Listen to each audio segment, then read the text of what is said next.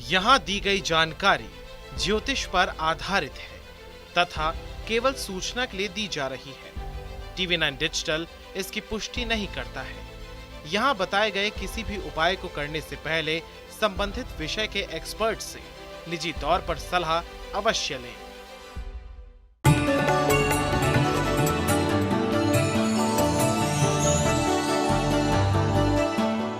नमस्कार, astro science में आप सभी का स्वागत है। मैं हूं अंजलि और मेरे साथ इस कार्यक्रम में हैं एस्ट्रो साइंटिस्ट गुरुदेव जी वशिष्ठ जी। सर, आपका बहुत बहुत स्वागत। दाता खुशियां दे, माता रानी सुखी रखे। हम में से बहुत से लोग विदेश में जाकर बसने, विदेश यात्रा करने का सपना देखते हैं, लेकिन सपने तो सपने होते हैं। आपने बहुत से लोगों को कहते सुना होगा कि किस्मत में होगा तो विदेश जाने का मौका जरूर मिलेगा। ऐसे भी कई लोग हैं जो विदेश जाने का सपना देखते हैं, लेकिन उनमें उनका पूरा जीवन निकल जाता है। वहीं कुछ लोग ऐसे भी होते हैं जो कई बार विदेश यात्रा कर लेते हैं। क्या आप जानते हैं ऐसा क्यों होता है? विदेश यात्रा करने का रहस्य मनुष्य की जन्म कुंडली में ही है। इस विषय को आज हम विस्तार से जानेंगे और इसके साथ ही आपकी राशि के पूरे दिन का हाल भी आपको हम बताएंगे। तो गुरुदेव, सबसे पहले हम जानते हैं कि कुंडली में आखिर कौन सा योग विदेश में पढ़ाई के योग बनाता है? जन्म कुंडली के अंदर बहुत सारे हालात बनते हैं और जन्म कुंडली का तीसरा घर, जन्म कुंडली का 12वां घर और जन्म कुंडली का 9वां घर, ये 3 घर ऐसे हैं जो विदेश लेकर के जाते हैं। और ऐसी अवस्था के अंदर बच्चा जिस महादशा के अंदर पैदा हुआ है उस चीज़ की पढ़ाई करने के लिए इंसान विदेश में जाता है, बशर्ते कि वो ग्रह तीसरे, 12वें या 9वें घर के अंदर बैठा हुआ हो। तो ये टेक्निकल चीज़ है। ऐसी अवस्था में आपको स्वयं अपनी कुंडली देखनी पड़ेगी कि अगर आपकी जन्म कुंडली के अंदर जिस महादशा में आप पैदा हुए हैं वो ग्रह अगर 9वें, 12वें या तीसरे घर में बैठा हुआ है तो आप विदेश पढ़ाई के लिए जा सकते हैं। एक तो ये योग है। दूसरा, अगर जन्म कुंडली के चौथे घर के अंदर केतु देव विराजमान है, शनि खराब विराजमान है, तब भी आप विदेश में जा सकते हैं। और अगर जन्म कुंडली के अंदर केतु देव तीसरे, 8वें या 12वें घर के अंदर बैठे हुए हैं तब भी आप विदेश यात्रा कर सकते हैं। तो ये योग बनते हैं विदेश जाने के और विदेश जाकर के पढ़ाई पूरी करने के। इससे पहले तो हमने चर्चा की कि पढ़ाई के योग के लिए कुंडली में कौन से ग्रह दशा का सही होना जरूरी है, लेकिन अब बताइए कि विदेश में जाकर जॉब करने के लिए कुंडली का कौन सा योग होता है? ये सारे जो योग मैंने बताए हैं इनके अंदर भी अगर ये लंबे समय तक आए हों, जैसे कि 5 साल, 7 साल, 10 साल के लिए कोई महादशा चल रही है और उसके अंदर का ये ग्रह है। अब मैं इसको और क्लियर कर देता हूँ। आम लोगों को शायद तकलीफ होगी, लेकिन जो थोड़ा भी ज्योतिष को जानते हो उनको बहुत आसानी हो जाएगी। अगर मान लीजिए जन्म कुंडली के अंदर कोई भी ग्रह जिसकी महादशा चल रही है, उसकी एक राशि 12वें घर में आ रही है, दूसरी राशि उसकी तीसरे घर में आ रही है, तो ऐसा इंसान अगर विदेश का प्लान बनाता है तो बहुत कामयाब होगा और विदेश में जाकर के ही कमाएगा। चाहे नौकरी करे या व्यापार करे वो एक अलग चीज़ है, लेकिन विदेश में जाकर के ही कमाएगा। और अगर कहीं ग्रह स्वयं 9वें घर में, 11वें घर में, 10वें घर में बैठा हुआ और उसकी राशि 12वें और तीसरे घर में बैठ गई तो समझ लीजिए ये सफलता, यानी कि विदेश में जाकर के असीम सफलता पाने का भी समय है। ठीक है। और ऐसे में इंसान विदेश में जाके बहुत अच्छी सफलता पाता भी है। लेकिन अगर छठा घर में बैठा हुआ ग्रह हो और 12वें और तीसरे में उसकी राशि हो तो ऐसी अवस्था में विदेश में जाकर के इंसान नौकरी करता है। और लेकिन अगर 7वें में और 10वें के अंदर ग्रह बैठा हुआ हो, चौथे के अंदर ग्रह बैठा हुआ हो और 12वें और तीसरे घर में उसकी राशि हो तो ऐसी अवस्था के अंदर इंसान विदेश में जाकर के व्यापार करके या कुछ किसी को सिखा पढ़ा करके कमाई करता है। ठीक है। लेकिन जन्म कुंडली के 8वें घर के साथ में संबंध हो या तीसरे में ही ग्रह बैठा हुआ हो और 12वें घर में और तीसरे घर में उनकी राशि भी हो तो ये विदेश में जाके सफल होना, असफल होना, सफल होना, असफल होना, इस तरह के हालात बनाता है।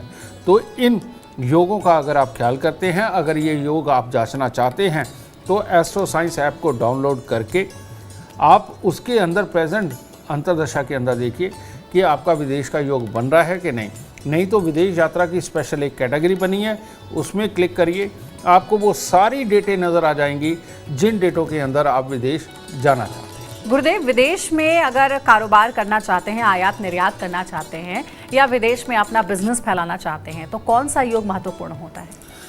जन्म कुंडली का चौथा घर, उसके अंदर जो भी राशि है वो राशि का ग्रह अगर तीसरे, 12वें या 9वें घर के अंदर बैठा हुआ है और उसकी दूसरी राशि किसी तरह से अगर 10वें घर से भी संबंध रखे या छठे घर से भी संबंध रखे तो या 7वें घर से संबंध रखे तो ये व्यापार के योग बनते हैं और इंपोर्ट एक्सपोर्ट के योग बनते हैं।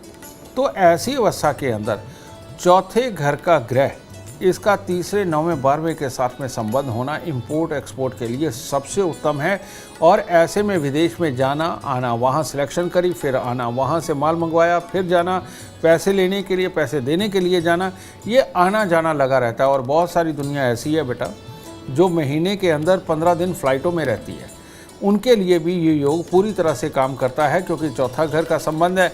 तो रोज़ जाकर के अपनी पैदाइश स्थली पे वापस आएगा, रोज़ जाकर के अपने घर परिवार के पास वापस आएगा, ये योग बनता है। गुरुदेव, कुछ लोग ऐसे तो होते हैं जो विदेश जाकर बसना चाहते हैं, इन लोगों के लिए कुंडली में कौन सा योग देखा जाता है? आज तुमने बहुत सारे लोगों की समस्या का हल निकालने का सवाल कर दिया। बहुत सारी दुनिया विदेश तो जाना चाहती है, कईयों के तो कुदरती योग होते हैं, उनकी आइल्स भी बहुत जल्दी हो जाती है, उनका वीज़ा भी जल्दी लग जाता है, बिना तकलीफ़ों के डॉक्यूमेंट सारे पूरे हो जाते हैं, चुटकियों में निकल जाते हैं, ठीक है। लेकिन कई लोग जाना तो चाहते हैं लेकिन पापड़ बेलते हुए उम्र बीतती चली जा रही है लेकिन उनका काम नहीं हो रहा है। ऐसे में विदेश जाने के योग जन्म कुंडली में नहीं होते हैं, सिर्फ चाहत होती है, ठीक है। लेकिन जो लोग विदेश जाना चाहते हैं, बहुत देर से तकलीफ़ें झेल रहे हैं और उनके डॉक्यूमेंट्स भी पूरे नहीं हो रहे हैं, इन लोगों के लिए अमृतमयी लाल किताब का एक उपाय। जन्म कुंडली के अंदर 12वें घर के साथ में अगर केतु का संबंध हो तो इंसान विदेश जाता है। 12वें घर के साथ केतु का संबंध हो तो विदेश में कामयाब होता है। 12वें घर के अंदर केतु देव का संबंध हो तो विदेश में बच्चे भी जाके पैदा करता है। तो यानी कि संपूर्ण उपाय तो यही बनता है। तो ऐसी अवस्था के अंदर हम अगर बृहस्पति और केतु को जन्म कुंडली के 12वें घर में स्थापित करते हैं तो इंसान की विदेश जाने की जो मेहनत वो कर रहा है, जो प्रयास कर रहा है, उसमें कामयाबी पूरी तरह से कामयाब होगी और उनको इसका फल मिलेगा। तो उपाय क्या है?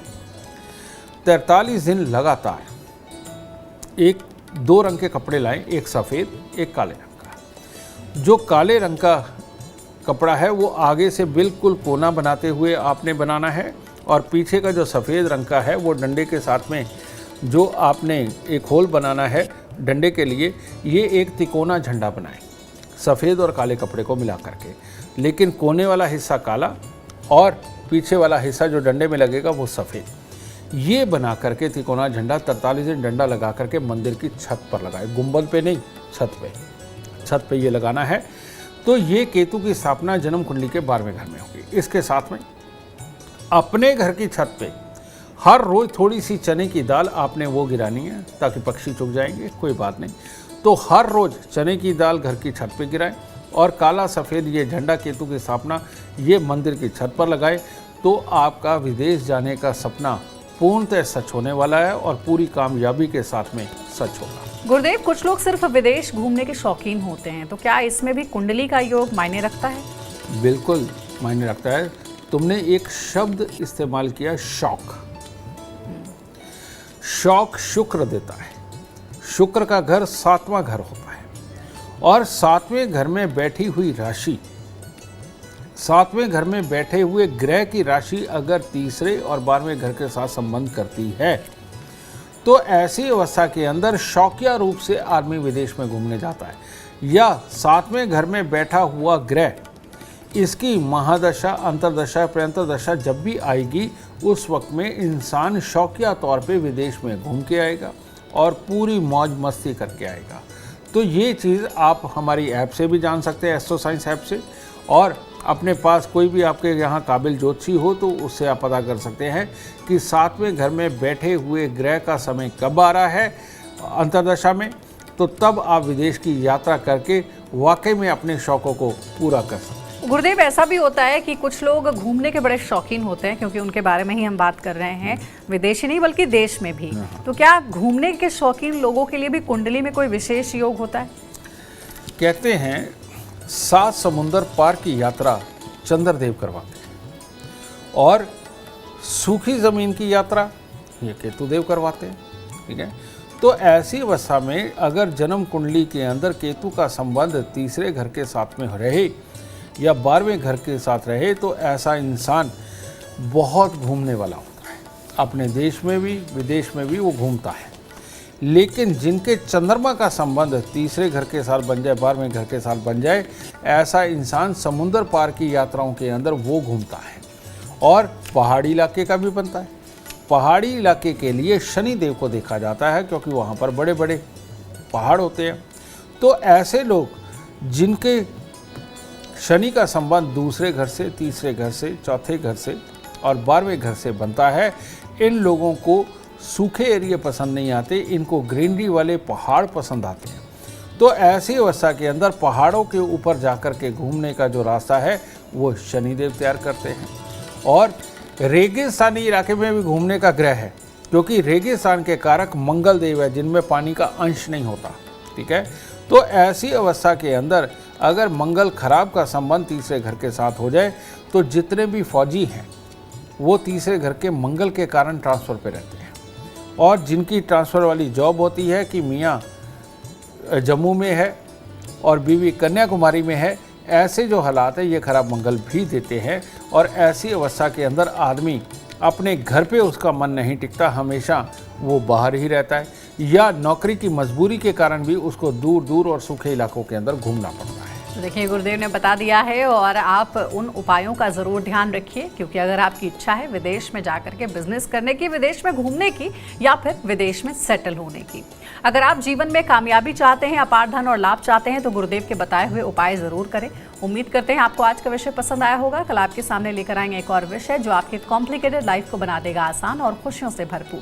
अगर आप हमारे गुरुदेव से मिलना चाहते हैं या पर्सनली उनसे बात करना चाहते हैं तो आप कांटेक्ट कर सकते हैं। नंबर है 9999900522।